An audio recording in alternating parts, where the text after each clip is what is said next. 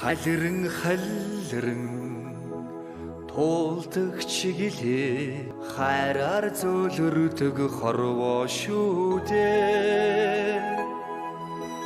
Хайрлан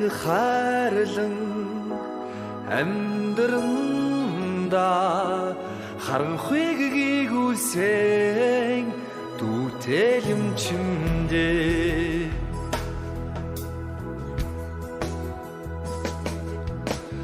Дүүлэн нислээ чиглээ дүүгийнхээ хараас л холдсонгүй дээ. Дүүрэн амьдранда дүнсэх үлгүй нутагтай юмчиндээ. Хүүхэд насныг эрхэн дурсамжийг